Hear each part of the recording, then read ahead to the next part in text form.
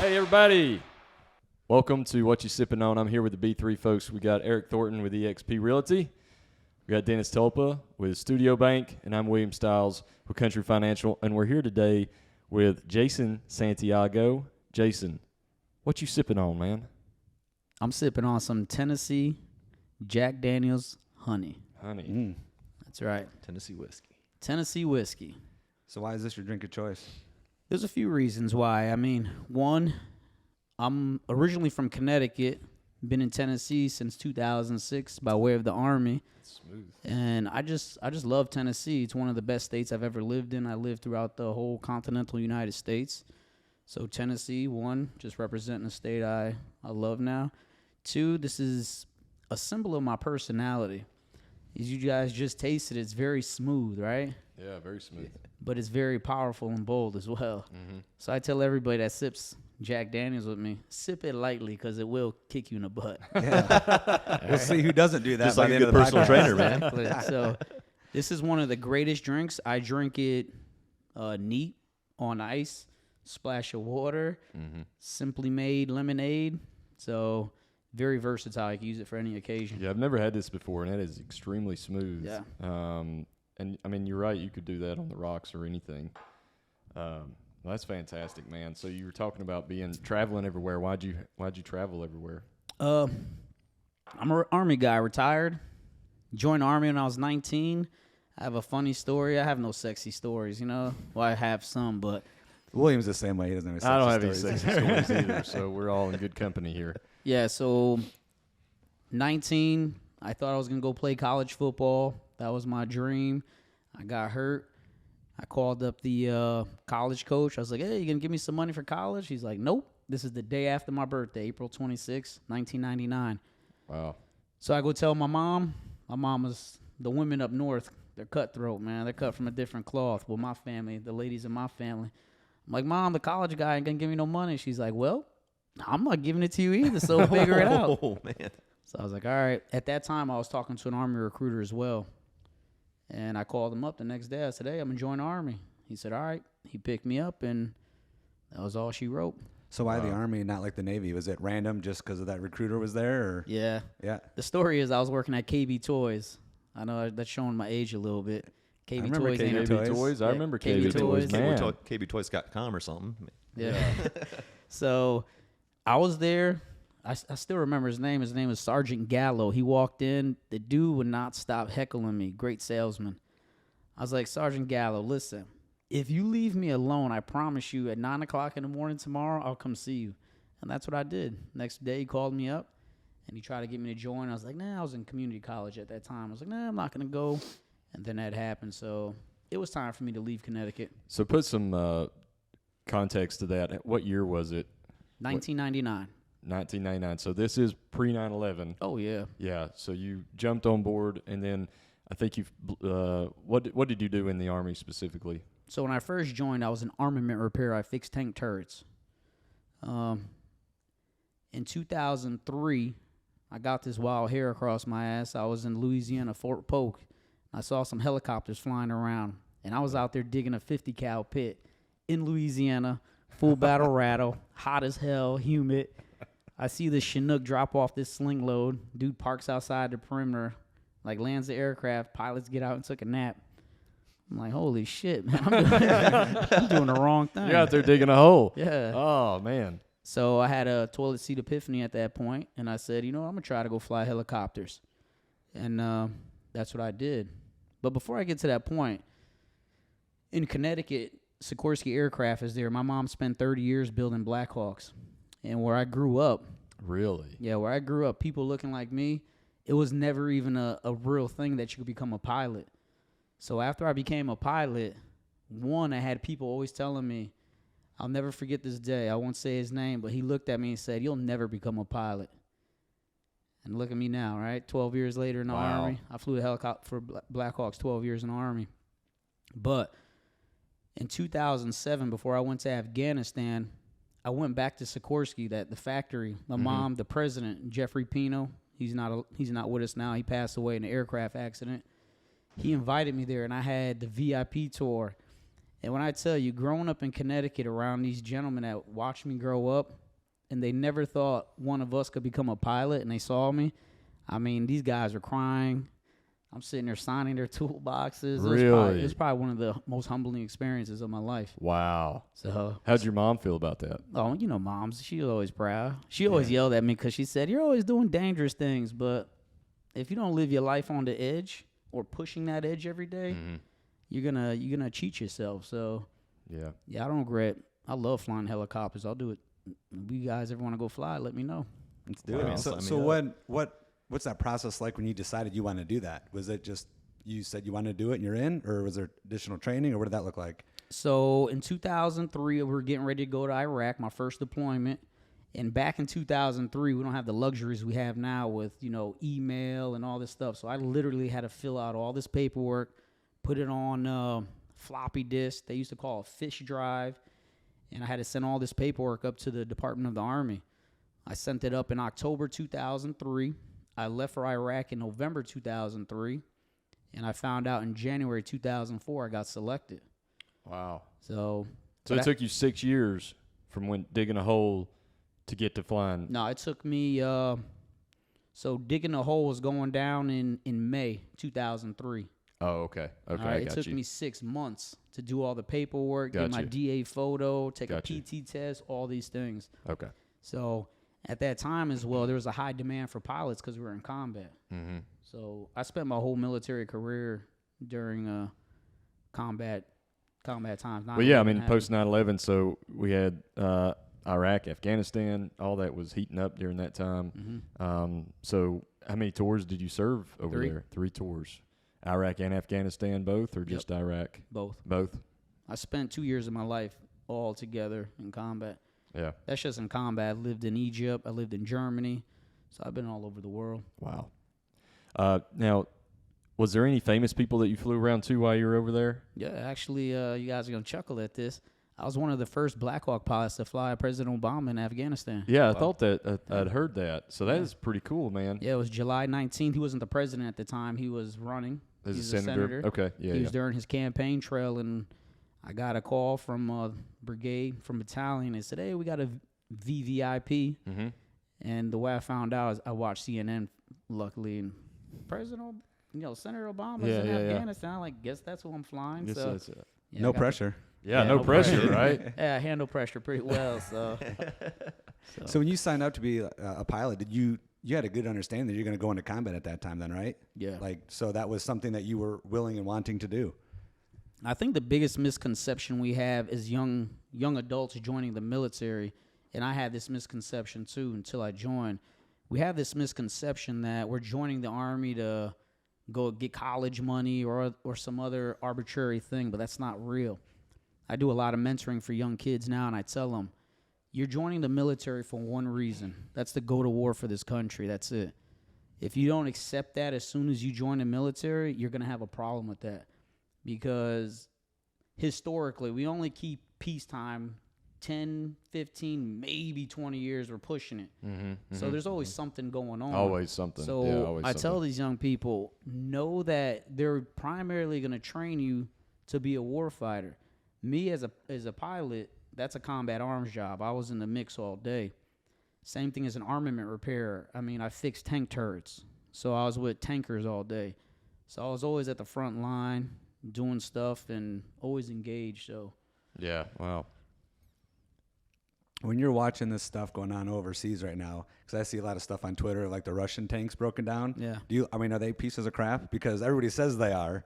Is that something that you see? And since you've worked on them, you're like, wow, like this is not what we thought that maybe they had? The best thing I'll say, so I don't, violate any OPSEC or anything, it's never what we think it is. Right, yeah, Okay. exactly. Yeah, Just yeah. One of the biggest things that got on my nerve was the whole thing when Afghanistan, the pullout of Afghanistan happened, okay? I had all these people talking about we left all these helicopters there, we left all this. I mean, if anybody knows how much money it goes into just flying one Black Hawk, okay, all those are 2,500-pound paperweights, 25,000-pound paperweights. That's it. It takes a lot of maintenance, a lot of money, I mean, I could sit you 3 guys in the Black Hawk right now and tell you to start it, and you guys will be absolutely lost. Yeah. You won't even. Yeah. I mean, maybe some training, but that's only the beginning. Do you start the engines without burning them up? Right. Do you guys know what to do to get the engines to 100%? I mean, there's a process to that. You can't just take some Joe Schmo and put him in a helicopter and think he's going to go fly it and go do willy-nilly. That just doesn't happen. Right. So when I hear people talking about stuff that they really don't know what they're talking about, it's just very aggravating. I bet, because you served for so long and you've been involved in so much, you probably hear stuff all the time, and you're like, man, what the hell? Come on. Yep. Just relax So a little what's bit. that training process like? I mean, you're articulating everything that not everything, but a lot of what you have to learn. I'm sure that perception is very different from whenever you first saw that Chinook come in and land, and you're digging the hole in the Tennessee heat. So, I mean, is there a bunch of classroom portion before you're ever in the cockpit? I don't even know the right terminology, but what's that look like from day one of training to? There's 2 ways to become an aviator in the Army, which I will say this right now. Some people will get mad. The best helicopter pilots in the world are in the Army, hands down, because this is what we do, especially the warrant officers. This is just, we eat, sleep, shit, flying helicopters, mission, all this stuff. So first thing you have to do is become a warrant officer. They'll send you to warrant officer school. When I went through, I think it was 6 weeks. This was back in 2004, so this is a while ago. 6 weeks back then, it was just pretty much 6 weeks of straight hazing. I mean, you're doing bullshit. Really? Carrying heavy duffel bags, Alabama heat. I mean, from this building to the next building, just a lot of, they want to see if your attention to detail, if you're going to break. So you do that. After you do the 6 weeks of warrant officer, you become a warrant officer. Then you start flight school. You start off with your nickel ride. You learn how to fly a TH-67. I don't know if it's the same right now. You'll do about, can't remember how many. It's about 6 months, I think. 6 months. You got to learn weather. They teach you weather. Yeah. Okay. Pilot and reckoning. You know, how to navigate off a map with a compass, all this stuff while you fly. And then after that, then you start flying your advanced aircraft. But even then, when you leave flight school, you know nothing. Right. Nothing. I mean, you are a very young aviator. From the time I left flight school and the time I retired, I essentially was flying the aircraft by myself because I was a senior aviator. I was always with weak young PIs, and I was a maintenance test pilot too. So it was a little overwhelming, but you just got to stay. We have a term in the Black Hawk, in the aviation community, you got to stay ahead of the aircraft. Right. And that only way you get that is situational awareness, flying, putting yourself in a... I'm curious, is there something that you would do as a habit before you went into combat in the helicopter? Was there something that you kept on you, or just something that you would say, like a mantra? Was there anything like that? It's funny you asked that. There's 3 things that were on me every time I flew. Well, while I was in combat, I had a small pocket Bible. Okay. On my left leg. Okay. I had a little metal cross. Okay. I kept it above my heart, and then anytime you bent the pinwheel, like the tail wheel pin, that means you're torquing the aircraft a little bit too much while you're ground taxiing. And it's easy to bend, so everybody heckles you. So the thing is, once you bend that, you have to carry it on you. So I always had those 3 things on me every time I flew. Wow. I didn't have anything sexy like my last letter or any of that stuff. That's Hollywood, man. I didn't do none of that I didn't know stuff. if you had like a picture of your girlfriend, your mom, Nah. or something, hung it up, like in Vietnam movies or whatever. Nah. So maintenance test pilot. There's a couple words in there that scare me on top of just Yep. being a regular pilot. So like, Correct. what kind of variables are there whenever you're like you're fixing problem, and then the test aspect? Like, are you literally going up like, well, see how this thing goes, and hopefully it Yep. stays in the air? Like, what's that look So like, there man? was we had to phase the aircraft. That means after so many hours, the whole aircraft had to be taken apart and put back together. So the first person that flies that is a maintenance test pilot. So whoa. Exactly. Yeah, exactly. Whoa. Bring that back a second. You got to take the helicopter apart, put it back together again. There, Jason, Yep. come here. We're gonna fly this. And I'm like, yes, let's So are go. you You're like, all right, let's go. Let's do Are you this. a part of the whole process of it being disassembled, reassembled, or is there literally just that much trust in the team? There's that that has much done trust that? in the team. Yeah, I mean, that's it's a beautiful probably thing, man. That's checked and rechecked, Yeah, like triple checked. there's a lot of, so you got PC, QC, there's a lot of checks. And then You got me checking it. There's a lot of people. There's a lot of eyeballs on it. So it's not anything just willy-nilly. Mm-hmm. I mean, I've been in some crazy situations where they check the engines. I'm trying to start my engines. I go to idle. Nothing's happening. Like, damn, what is going on? I'm getting all the indications. The engine's just not starting. So for an engine to work, you need a spark. All right, you need fuel. You need air. Those three things. We all know that, right? Yeah. So I'm figuring, man, one of these three things are missing. So I had my crew chief go up there and look at the engine, and out of nowhere, sir, turn it off. Turn it off. So the way that the PSIs for the fuel, when every time I engaged the button, went to idle, fuel was spraying out at a high rate of speed. Now, as you know, with fuel, if it's all piled up on the floor, it won't catch fire. But if you start getting it, mist, it'll catch quickly. So I had to turn it off there. But, I mean, I would have to go 10,000 feet in the sky, put the engines to idle, fall out of the sky at a high rapid rate of speed just to make sure the RPMs wouldn't go too high. There's a lot of stuff going on. Wow. I give you credit for that. Wow. And mind you, I got the guy that's flying with me is the brand new dude out of flight school that doesn't know how to he can't even maintain 1,000 feet, 90 knots. It's just like. So it'd be like bringing William up there. Yeah. Correct. Yeah. Jason's like, all right, let's go. You ready? Test the parachutes while we're at it. Yeah, we're going straight up and dropping this bad boy. Correct. Oh man, that's awesome. So going into you did all this, you retired. Now you decide to come back to Tennessee. Why did you decide to come back to Tennessee? Because you were in Connecticut. You've been all over the world. You retire. What brought you back here? Well, the Army brought me here. So okay. When I retired, I was in Fort Campbell. Okay. So I always made a promise to my kids, my older kids, and my wife at the time, you guys, stick by my side. The kids will only go to one high school, and that's what I did. My kids, through my whole military career, went to one high school, and that was it. That's awesome. So, like I said, I just love Tennessee. I tell everybody, because I got some people, one of my buddies wanted to move. And I said, go ahead, man. You're not going to find a lot of places like Tennessee. Mm-hmm. I mean, it ain't perfect. We have our issues, right? But there's a reason why everybody from California, Illinois, New York, they're coming here. Yeah. So. And that's something that we were talking about before, just the amount of people that are coming here, right? Yep. You being in real estate, you're seeing it all the time. And yep. And I'm from Illinois, so I and personally lived it. Yeah. And, being in lending, that's something you see all the time too. So you moved back here, you guys got established, and now you're in health and wellness. So how did you go from not being, I don't think flying a helicopter 10,000 feet in the air and dropping it is actually healthy, but how did you go from being unhealthy to saying I'm going to be in health and wellness and I'm going to open a gym? So I read a book when I was going through the retirement process. It was called the 7 Days to the Work You Love, or 14 Days, something to that effect. But I always thought about fitness when I was leaving the military, fitness. But the main reason I do it, I know what my purpose is in life. That's to serve people, serve my community. I've served my country. I've been serving people my whole entire life. So I felt the best platform to use at this time was to open a gym.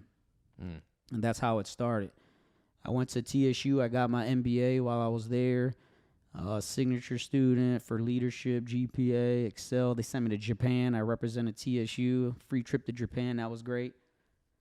Wow. And at that time, I just started training people, and I just saw I got that same feeling when I was flying those young aviators in the cockpit. Their eyes would light up when they finally got it. Same thing when I train people. People literally cry when they start to believe in themselves, and that's what it's all about. People lose control of life because life happens to all of us. But when I started giving them that hope and that belief, I think that was a good platform. Yeah. Wow. But this is just the beginning. The fitness industry. I have other plans and aspirations to reach more people, but yeah, it's all about impacting the community, making everybody around me better. Man, I want to ask you, I'm just looking back into your military history, I'm just noticing some trends. I mean, you've got the look at me now moment where people that said you'll never be a pilot. Mm-hmm. You were a pilot. Not only were you a pilot, you were a pilot in some very stressful situations. Like, you were completely betting on yourself. Correct. Like you said, you've got that young aviator sitting beside you, so everything's on you. Correct. At that point, you're not looking, hey, buddy, you got any ideas? Like as you're falling 10,000 feet out of the sky, right? So, I mean, it's no question to me that you were willing to bet on yourself, you know, to go into business for yourself. But, I mean, even just early on in your business, what was the toughest thing for you kind of branching out of the military and jumping out, you know, there into the business world? It's a great question. That is a good question. I think one of the biggest things even to this day I deal with, Will and I had a conversation, is the public doesn't have any humility for us. You know, I made some big changes. One thing I tell everybody, make a decision. No matter what that decision is, make it, stand by it. Because we don't know how that decision is going to turn out, right? We can make well-informed decisions, but there may be something in there that you don't see, some data. There's a zillion things that could change that one decision. So make your decision, stand by it. I think I made a lot of big changes at FIT REV, and there's one thing that kind of disturbed me. People are willing to destroy your livelihood over $90. And it's crazy. I just sit back and I think about this. Like, people are really putting their blood, sweat, and tears to provide people a good service, and you're upset over $90. And that's something I really had to swallow that pill. I'm past it now, because as a business owner, we all evolve. It's like a caterpillar, right? And one of my business coach, he said it to me last week. He said, Jason, I'm starting to see that change in you, and that's a great thing. But we want to try to make people happy, right? Yeah. We can't make everybody happy, because all four of us, we're in the service scene. We serve people all day. Right. Yep. But when people call you up over something so minute and they're just mad at you, I'm like, hey, man, let's try to be nice to each other. Being nice to each other, it's free. Okay? So that was one of the biggest challenges. That's one of the biggest things. Second guessing myself is another one. Mm-hmm. So yeah, to your point about people, you know, and we talk about this a lot too, is just it blows my mind what people will argue about and complain about. Correct. It just blows my mind. Do you guys get that? Yeah, and I think you learn a lot from being in the service industry. Correct. Right? Because some folks may not experience the day-to-day that people that do serve people, that deal with clients do, and they don't know what that feels like to get that criticism, you know? I was a server for a little bit through college, and you learn a lot there, how the way people treat you, and you realize that at that point that you don't want to treat people that way. correct. And some people just never, maybe come across and have that realization that it is hurtful to you to call you and complain about $90. When it's $90, you can have a civil conversation. Correct. And you'd probably give them the $90 back. Exactly. That's another thing. So many issues could be resolved if we just talked about it. Mm-hmm. Take a deep breath. That's it. Yeah, And it just take a doesn't deep even breath. require a text message. I think that's one of the biggest issues we're having nowadays. We're losing our effectiveness, our effectiveness to communicate with each other. 1,000%. Yeah, and I tell people, this is something that you could have brought to me. We could have resolved this in a 60-second conversation. Yeah. Literally. You could have slept better at night. You wouldn't have had all this anxiety, but you were just, I don't understand. Just come talk to people. Yeah. Just communicate. Yeah, be a straight shooter, be professional, but talk to people. You'd be surprised by the response you get from people. So you talked about your business coach. You know, you obviously were very successful in the military, and then now you're in the business world, and you're having to grow your business. Do you think that it's a good thing to have a business coach? Because we've talked about this a little bit, and I've had a business coach in the past. Is that worth the money? Definitely. You should always have a coach, period. I mean, I think the business coaches, I've always had I had a business partner before. Now I had a business coach. The business coach keeps me in line, keeps me accountable. Tells me, hey, Jay, if you're straying off a little bit, you know, get yourself back in line. But I believe in coaches. I'm a coach. We're all coaches as leaders. We coach our children. We all need somebody to hold us accountable. I mean, that's one thing I like to do. I like to be around successful other men, because we need to pour in each other and make sure, hey, we're holding each other accountable as fathers, leaders in the community. We're not perfect. And that's another thing. The level of grace that we get as men is it's so minute nowadays that if we make one mistake, they just want to throw us in a fire. I'm like, come on, man. We we got a lot of things going on in life, and Yeah. we're trying to maintain that good role model. It's like we're on 24/7, especially as a business leader. Yeah. And hell, the only peace time I get really is at 4:00 in the morning when I'm just waking up. It's my quiet time. Yeah. And I'm sending you my supplements. Yeah. And my weight. Jason's my training coach, by the way. Well, he calls himself Diesel Dad, right? That's his nickname? I call him that too. All right. Well, I've got the T-shirt to prove He it. does have the T-shirt. So you said 4 a.m., man. Is that a daily thing? Is that your morning routine? Yeah, 4 a.m. is to get up in the morning, spend some time by myself, quiet time. Just try to meditate, clear my mind, get my mind ready for the day. Because you're a father of 4. Yep. Okay, and you have one turning 3 May. Yep. So, and then your other girls. I got 2 sons. 2 sons. And I'm a grandfather as well. Yeah. I got 2 sons. Yeah. Can you believe that? I got my older daughter, and then I got my baby girl. Yeah. Grandfather. Yeah, grandfather. Grandpa Jason. Yeah. My Grandpa Jay. Is that what they call you? It's J-Pop. J-Pop. I like it. Is that what you created, or did he come No, up with that? actually, Coach Kyle. You know Coach Kyle? Yeah. He works at U.S. Pest Control. I'll give him a little shout out because he's my guy. His wife, Ashley, actually came up with that name because her story at FIT REV is when she came in to sign up for personal training, I told her that day, I said, this will be the best decision of your life. And she actually talked about it at her wedding because with that decision, she met Coach Kyle. They fell in love and they got married. So at her wedding, she, in front of everybody, she said, I personally want to thank Coach Jason for telling me that day that I signed up at FIT REV that this was the best decision of my life because it turned out to be the best decision of my life. Wow, that Cool is is awesome. man. That's awesome. So, and that's what it's all about. Yeah. Changing lives, man. Yeah, actually having an impact. Yep. Tell us a little bit more about FIT REV then. Like, how did that get created? Like, the start of that company. So FIT REV got created. Like I said, I was getting my MBA at TSU. I needed something to do because, mind you guys, I'm retired from the Army. I never have to work again. I literally, for 2 years, chilled, had fun, got all the stress. I probably got 10 years of my life back when I retired from the Army because it's such a high-level stress job. I started training. I became a trainer. I became very successful. I mean... Did you do that at UFC whenever UFC was there? Yeah, Okay. so people couldn't believe the amount of money I was generating as a coach. So I just decided I was going to do my own thing. Mm-hmm. And that's how FIT REV pretty much came about. But FIT REV 3 years ago to FIT REV today is a completely different company. Completely. I had to learn the hard way what, a bad business model looked like and what a good business model looked like. Mm-hmm. So the biggest thing about FIT REV, we're all about quality. Okay? You're going to come there, we're going to identify what your goals are, and we're going to get you to your goals, teach you in the process, and essentially make this the last program you'll ever need in your life. Because what I don't do, I'm a straight shooter. Mm-hmm. I'm not going to bullshit people. I'm going to give you the tools you need to be successful. I think where a lot of people miss the mark, they want quick solutions. It's not a quick solution. I could get you there fast, but I want to make sure you stay there after we get there. And I tell a lot of people, you have to do the things, you have to continue to do the things that got you to where you are. Mm-hmm. Mm-hmm. So after you lose your 30 pounds, you don't go back to where you're at. Yeah. All right, we got to keep you there so you don't have to go back to that lifestyle and you can live healthy for the rest of your life.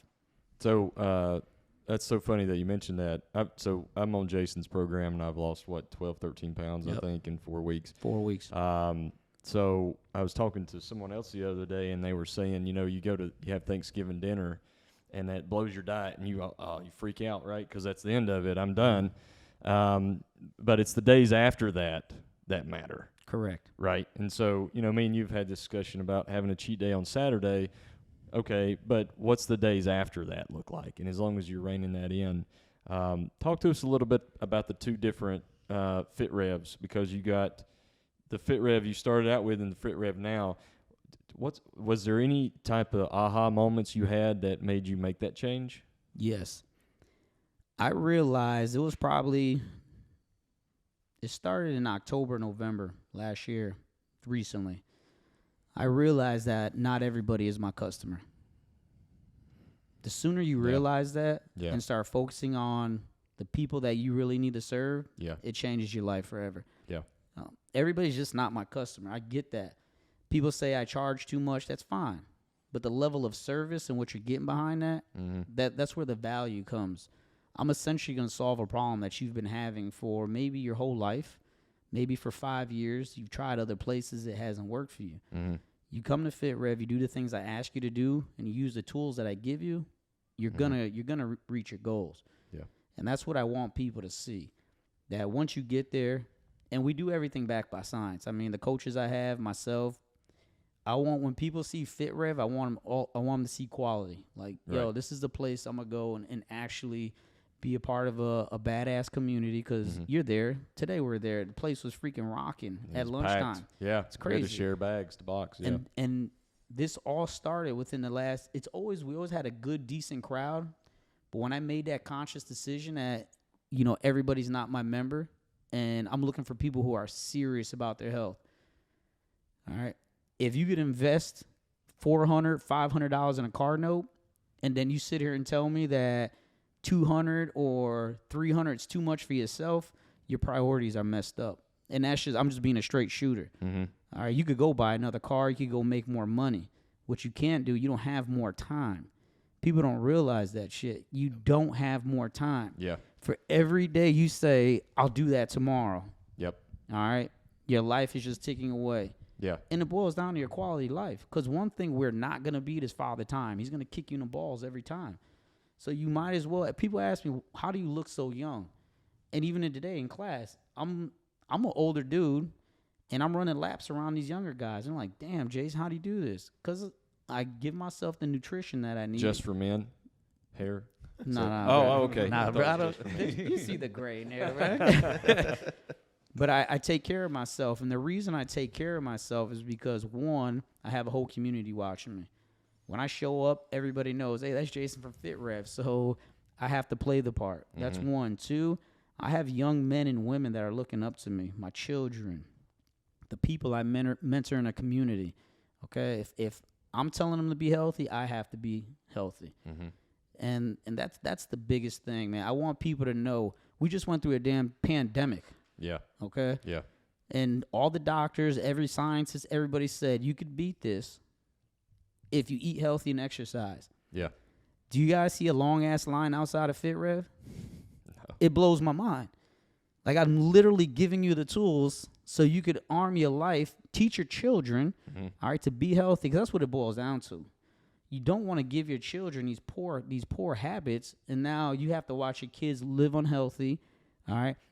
I had one man cry in front of me one day. I told him, I said, the reason your family's unhealthy is because you're unhealthy. You are the king of your castle, man. You are up here to your children's eyes, and if this is the best you could give your children, you're doing a disservice to your children. Straight up. Yeah. Straight up. I mean, that's just. Well, and we've had this conversation too. I used to own a gym, and the reason I owned it was because I wanted my kids to be in a gym. I wanted them to see me exercise every day. I wanted them to be there and live that so that they could be Diesel Dad. So that's why you do that every day? Oh, I do it for a lot of reasons, man. I mean, my wise, I've lost about 13 friends in the Army. All right, majority of them from combat, some of them from aviation accidents. I owe it to them guys to wake up every day and be, don't complain, give it my best, put my best foot forward, and kick life in the balls, man. Yep. These guys and these gals are not here to make that decision. Yep. So I owe it to them to at least, give it my all. Yep. My children, I think, especially in my community, we need more positive role models out there. So I just want these younger kids to know that no matter where you come from, no matter what your circumstances are in life, you choose your destiny. No matter what. The shit may be hard, but get up, don't complain, learn the skills. We all need skills to get us somewhere, and just put your best foot forward and you'll get there. Yeah. Love it. So that's my biggest reason, man. I think I'm just motivated by people that have doubted me my whole life. Yeah. So, man, Jason, I'm just sitting here looking you in the eye, dude. Your conviction just, comes across the room, and you're passionate about what you're doing, and it's showing in your results. the journey from personal trainer to business owner, now you've got to surround yourself with help. I mean, you got a large clientele and you can't do it all yourself. I can still tell you're very involved, but how do you instill that in your team? How do you find people that will buy into that culture, that community that you're creating? Yeah, good question. That's a great question. You know, that's something Thornton coming in with some Hey, man. bombs, man. Yeah, that's something I deal with every day, actually. I mean, I have two great coaches, Coach Carolyn, Coach Sydney. I mean, I'm blessed to have these two ladies in my life. It's hard to find people like that, but once you do find them, you got to take care of them. I mean, you just got to pour into them, teach them. I don't know. We're in a different world right now. I don't know what's going on I really don't have that answer because I know a lot of people are dealing with that. But I try to find young people that the biggest thing is I don't care if you went to college. I do care if you have a certified personal trainer. That's just a liability thing. And Sure. I want to provide quality to people. The biggest thing is have humility. If you mess up, you mess up. We all mess up. Just own the shit. Let's move on. Let's learn from that. And I think and you have to be coachable. Right. You have to be. I mean, every time I talk to Will, I'm learning something from him. He learns from me. Dennis, all you guys. I mean, you just have to be open-minded. And I think we live in a society now, in a world that just because we have information at our fingertips, we think we know everything. And that shit is wrong. I tell everybody, you know what they can't teach you in life? Experience. Okay, you know why I know what it feels like to dig a damn 50 cal pit? Because I beat up the damn limestone with my own hands. How do I know what it feels like to fly in Afghanistan, pitch black? I can't even see my own hand in front of my face in the cockpit because I've done it. So experience, this is stuff you can't read in a book. Right, Okay? right. And that's how I know when I first meet a trainer, that's one of my first things I observe. How much, blah, blah, blah, they're going to start spitting out at me, and I'm not really impressed. Let's see how you really deal with, a lady that comes in, she's had breast cancer and has all these problems, hormonal issues. How are you going to handle that? Okay, so biggest thing is experience and be coachable. Yeah, I always tell everybody that comes into sales, you got to be two things. You got to have a good attitude and good activity. Oh, yeah. If you don't have a good attitude, your activity's going to suck.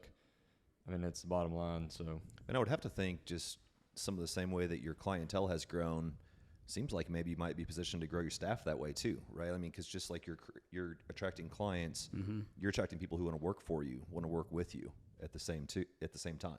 Yep. Right. So Yeah, that's just by one- virtue of being yourself. Correct. That's some people, I've been told that I intimidate people, and I try. no. Who said Not the that? diesel dad. No, man, no. I try not to do that, but one thing I've learned I from always walk in, I'm like, what's up, Jason? What's up, Will? Working out today? All right. good William, are deal. you crying? I do cry a little bit when I go in there. Nah, there's Yeah, I am. There's no crying at FIT REV. Nah, there is. There is, but Tears of joy. Tears of joy, man. I've seen people cry because they're starting to believe in themselves. Very powerful thing. What I've learned from one of my coaches is the way you market to get new members, you have to do the same exact thing to get new employees. I don't call them employees. I call them team members. But yeah, I'm looking for top talent, man. People that are like-minded. I'm a go-getter, man. Like, we don't stop till the job is done. But that's just how it was from the Army. So mission first. What is FIT REV's like? What's your model, right? Because there's a million different gyms out there. So what does FIT REV do? Obviously, you got a great leader with a great team. But I mean, as far as like the workouts concerned, like what does that look like? The workouts. Like, because I know William goes every day at lunch. Like, Yep. is it a program that William's on, or is it like a class, like, or is it just an open gym for folks that don't know? So what we focus on now, right off the top, I tell everybody, it doesn't matter what I offer, okay? What matters is why you go there. Mm-hmm. So what FIT REV offers is a solution to your problem. So Dennis, you walk in, first thing I'm going to ask you, we're not even going to talk about group sessions, nothing. First thing I'm going to ask you is, what's your goal and why do you want to get there? Because realistically, no one gives a shit what classes I offer, if it's open gym, none of that stuff. If I do that, and that's what I did for 3 years, I essentially made my company into a commodity company. Mm-hmm. All right, you come in there, tell them stuff they really don't want to hear about, classes, and they could just go across the street and get it for $10. So I'll lose that battle every time. So when people show up to FIT REV, the first thing, what are your goals? Why is this important to you? And here's my solution to it. So I think the why is very important there. correct. Because everybody will ask, what's your goals? But then why is that your goal? Why is that your goal? Correct. What I tell people, goals without purpose means jack shit. You need to have purpose. We all have goals, right? Yep. I have goals to be generationally wealthy one day, but I have purpose behind that. I'm getting up at 4 a.m., going to sleep late, working diligently, reading, constantly doing things. So I think the biggest thing at FIT REV is, one, we have people come there because I'm essentially going to change your life and get you to believe in yourself. Those are our two biggest principles. Change your life, get you to believe in yourself. And once I do that, I got people, they lose 50 pounds. Now they have more money in their bank account, right? They have a better relationship with their wife. They have a better relationship at work. And I hear all these excuses. Well, I don't know if my husband wants me to do this. I don't have no time for the kid. I don't have time. I got my kids. You're doing your family, all right? You're the people that pay you, your job. You're doing everybody a disservice. If your job didn't want you to be healthy, they wouldn't give you health the health incentives for being healthy. Mm-hmm. They wouldn't give you memberships at gyms. They understand how effective it is to have healthy employees or team members. They're more productive. They're happier. Your children. Have you guys ever, who wants unhealthy parents? Right. That you know you're going to have to take care of. Well, and for me, that's why I wanted to own a gym, was because my dad he smoked, and he died when I was, younger. So that's why I wanted to be healthy, and that's why I try to be healthy, just like you. You want to be healthy for your kids and stuff. So that's a great point, Dennis. But with that, health also brings self-confidence, to your point, which is going to bring you more money. Whatever job you have, right? You feel better about yourself because of that fitness. Like, boom, you're a different human being because of that, which is a big thing. And I feel like you help people get that confidence, obviously. Yep. Yeah. Especially if you're a public figure, if you're in sales. Once again, you got to look the part, right? If you don't look the part, that's the first source of credibility you have. I feel like I don't look my part as an insurance salesman. I feel like I'm way too fit for insurance sales. You look good. Well, keep it up. My goal is to get to 190 for Cancun, and my why is because I want to be the best looking salesman there. And someone told me, like, you're probably already that, but correct. Anyway, your wife. Just wear that country Speedo, man. That'll make you stand out. That's country pickle Speedo. Easy. That's a good reason, though. Everybody's why is different. Honestly, why am I working out? So I've lost 14 pounds in the last 8 weeks. Okay, why am I doing it? It's all the other stuff, right? The health benefits, but at 41, I still want to have abs. So when the younger dudes over there looking big bellied, man, how old are you? And I tell them, like, oh, man, damn, okay. So I tell my young son, my 21-year-old that, hey, your pops is going to hang with you, man. Don't even, keep up with him. I'm not going to really hang out with him, but keep up with him. So something that we've really got to talk about that's been here the whole time in the screen that we haven't even mentioned is Bristol. So tell us about Bristol. Bristol is essentially my best friend. He's my service dog. All right. And he hasn't moved. Yeah, he's highly trained, man. He knows. He's highly trained. He's like, my dad already knows. I got Bristol from K9 for Warriors. When I retired from the Army, I'll be candid with you guys. I spent my whole young adult life in the military, so that was my whole identity. I was somebody in the military. Like I said, maintenance test pilot, sexy job, all these great things. When I retired, all that stuff was stripped away from me. So being in combat 3 times, I was a medevac pilot. I've seen more trauma than the average person has seen. I've seen a lot of crazy shit. And the capability of what a human body could go through and still be alive. Yeah. But just a lot of trauma, all those. So I have mental health issues, and I had a few physical limitations as well. You see me working out at the gym, but every day my life is in pain. I got back pains, knee pain, but exercising helps me with that. So I retired from the Army. I hit a very, very, very low point in my life. I got a divorce, lost the military by myself. So I had to figure out a way. I had to make a conscious decision. Once again, mental health is a big thing. It's it's something that we don't talk about in the military, but it's very taboo in society. It's very taboo, Very taboo. and it's sad, especially amongst men, right? Because we got to be superhero all the time. But I'll never forget this day. I was sitting on the couch, and I had to figure out something I had to do because my life was just headed down a dark path that I really didn't want to go down. So I essentially went to the VA. VA told me about Canine for Warriors because they wanted to put me on medication. I tried it. It just didn't work for me. So I got linked up with Bristol. I got him in January 2018, and we've been together ever since. This guy saved my life. Him and working out, 2 things saved my life. And so Bristol, he can kind of sense whenever your PTSD is coming back, correct? Yep. Okay, and so like if there's something going on, he can just kind of get you out of that situation. Correct. So his job, and it's crazy. People don't believe it. We've been in situations where I had things that were about to, get me flared up. He senses that, and he'll draw my attention away from that. He'll get me out of the room. He'll just do whatever it takes just to get my mind out of that. Yeah. So, and just the fact of having him with me all the time. He's not with me all the time. He's with me about 80% of the time because he is working right now, so he's under a high level of stress too. When I first got him. Oh, really? Yeah, when I first got him, he never got a day off. He was with me 100% of the time. About 90 days into it, I tried to get him out of bed, and he just wasn't responding. I thought he was sick. I'm like, damn, I hope my dog is okay. So I called up Canine for Warriors, and the first question they asked, how often is he working, Jason? I said, about 100 hours a week. They're like, holy shit. They're like, hey, he needs a day off. I'm like, for real? They're like, yes. So now I'll give him Friday, Saturday off, depending on what we're doing. But he'll get 2 days off a week. So, all right, I got to ask this because this is fascinating. Because I always see Bristol at the gym. He's always with Jason at the gym like this, at his side, never moving. He doesn't run around, nothing. What is his Kind day of like off? your dog, right? You got a dog. No, Same my thing? dog is spaz, man. He's crazy as hell. What's his day off look like? This, but at home sleeping. Yeah. Oh, he's at home sleeping? Yeah. Okay. So him not being around you is less stress for him, right? So because he's protecting you when he's around you. Correct. So he is so smart that he knows once that vest comes off and once the collar comes off, it's a switch. He knows he's done with work. So he'll get the zoomies, he'll run around the house, play a little bit, then he'll eat and go to sleep.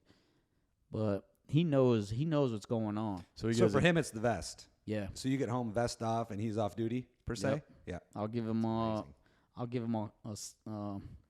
word to let him know he's off, and then bam, he's good to go. And then he just runs around the house crazy, man. Yeah, Fitzy, man. And he's 80 pounds, so he's breaking shit as he runs away. Knocks the baby over. I mean, he's pretty crazy. Does she love him? I bet she loves him. Oh, yeah. I got a video on my phone where he's sitting there and she's just kissing him on the face, and he's just loving it. Oh, man, that's awesome. Well, Dogs tell us a are little bit more amazing. about Canine for Warriors. Are you still affiliated with them? Yeah, I'm a brand ambassador. I'll go do. I just did one with IFMA down in Nashville.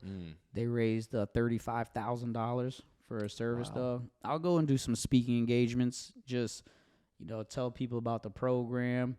Canine for Warriors is the largest organization that provides service dogs to veterans.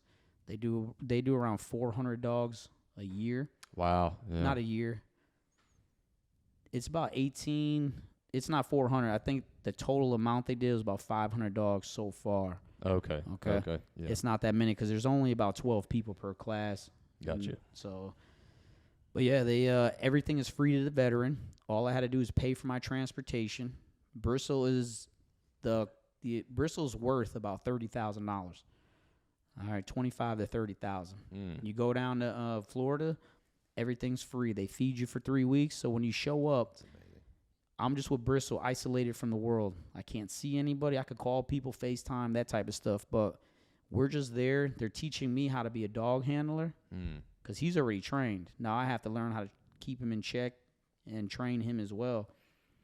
And then we just spend 18 days together. When I get home, he had to stay attached to me for another 30 days, 24 hours, except for while we slept. So in the house, he was tethered to me. Wow. So now I don't even need a leash. I mean, I have a leash because it's law, but him and our bond is so tight, it's crazy. He's impressive, man. So are there certain dogs that are more predisposed to making good service animals? No, actually, only 1 out of 4 dogs make it.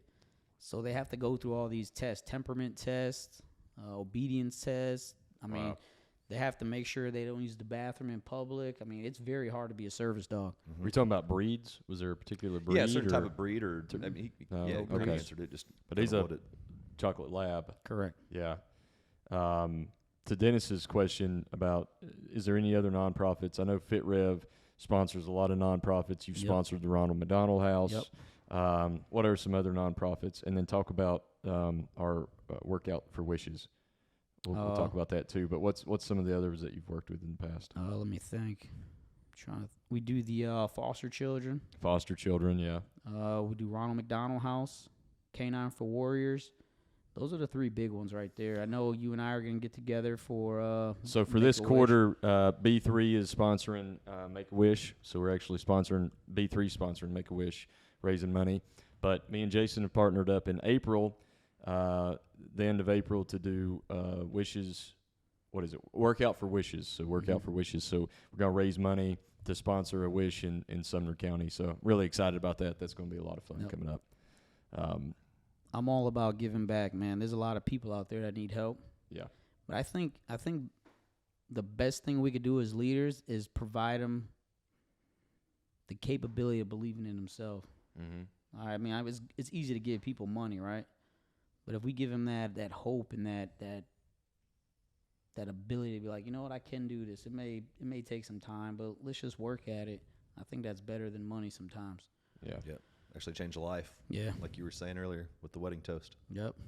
That's awesome. What's new or what's next for FIT REV? Like as we sit here now, what does the plan for the gym look like in the future? The plan is I'm just trying to keep growing right now. Me as the owner, I'm really stepping back now. I need to get some more trainers in there, and my job as the owner is to communicate the vision and build the vision, right? Get it out there. So I want to try to get out of the company as much as I am. I'm not as much as I used to be. I used to be on the floor all day, but I'm not there anymore. I just want to let people know, Gallatin, Hendersonville, Goodlettsville, there is a place that you can come and really change your life. It's going to cost you money. I'm not even going to bullshit you. But people that pay attention. People that are willing to pay, really, they're not going to give you a hard time. Mm-hmm. Okay? They're going to take this seriously and get to their goal as fast as they can safely. So the future of FIT REV looks very bright. We'll hit we lived through COVID. Yeah. I mean, we literally Yeah, lived look at through how many COVID. gyms shut down Correct. during COVID. I mean, it was crazy. every day. And we still made it. So that's the biggest thing. I want the community to know that if you're feeling lost, if you're feeling hopeless, like, damn, I'll never lose this weight, I'll never be healthy, come talk to us at FIT REV. I'm gonna be a straight shooter with you. Let you know these are the things you have to do. Stop bullshitting already. Okay? Stop making up these excuses that I don't have time for my children. If there's anybody you need to have time for, is your ass to work out so your children can see you be healthy. Hey, if the plane's going down, you put the mask on yourself first, right? Correct. So Well, I learned something from my coach.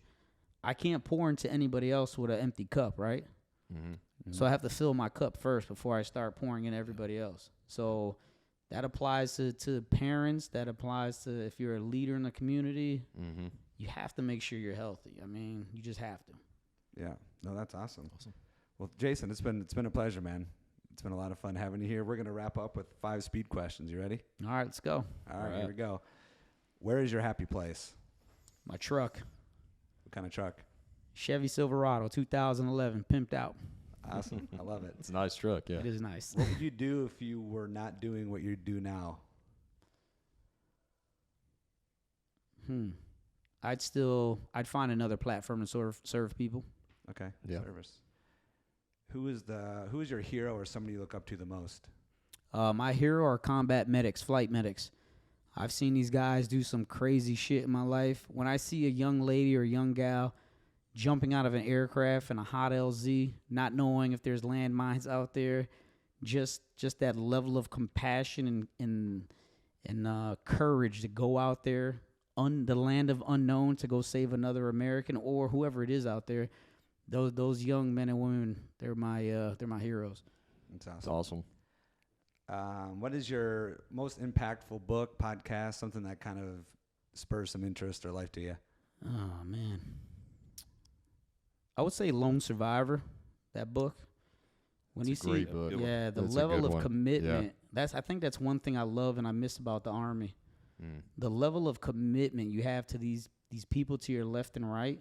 I mean, it doesn't matter where the hell we're from. You could be from rural Kentucky, from the Bronx, New York. That shit doesn't matter. We're all here to make sure we all get home. And I think Lone Survivor really puts that into perspective, that when you care about somebody, it doesn't matter what they look like, what their beliefs are. It just comes down to basic instinct survival. Yeah. Awesome. Last one. If you could have a superpower, what would it be? Shit, I already got one. Uh-oh.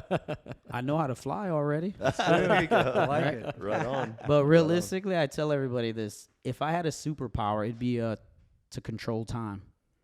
Oh wow, yeah. All right, that'd be because there's moments that you want to live in longer. Mm-hmm. All right, there's some things that you may want to change. So controlling time would be my superpower. I'd be Doctor Strange. That's I like awesome. it. Right on. Well, Jason, man, I got to say cheers to you, and also, man, thank you for your service. Thank you, sir. to Yeah, our thank you for your country. service. Thank you. Thanks for bringing Bristol along no with problem. you today, man. Special treat. And also want to make sure we give our guy behind the camera, Brian Holloway with Black Fox Media, a shout out, as well as 106 Public Square for hosting us in this awesome facility here today. So thanks for checking in, B3 Nation. We'll see you next time. Cheers. Cheers.